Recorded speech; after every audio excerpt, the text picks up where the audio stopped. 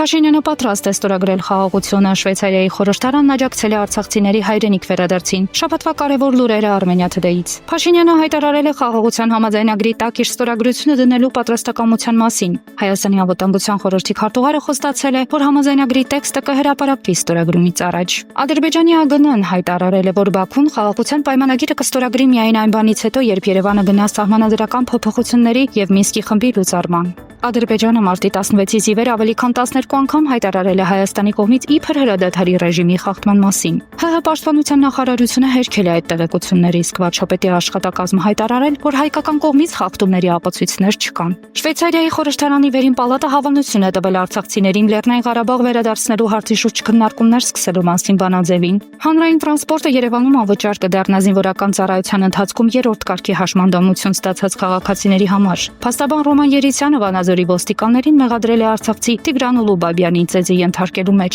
Հայաստանն ընդգրկվել է ահաբեկչության ցածր մակարդակ ունեցող երկրների վարկանիշում։ Ռուսաստանի Դաշնության ԱԳՆ-ն հայ գործընկերներից տեղեկատվություն է խնդրել Հայաստան-ամերիկյան ռազմական տեխնիկայի հնարավոր տեղափոխման մասին։ Փաշինյանից հարցազրույց վերցրած թուրք լրագրողը Երևանն ու Կապույտ մոսկիթը պատմականորեն թուրքական է անվանել։ Վարչապետի աշխատակազմից հայտնել են, որ ռեպորտաժը պատրաստվել է Բաքվի ճշմարտ տակ եւ այն արդեն հեռացվել է։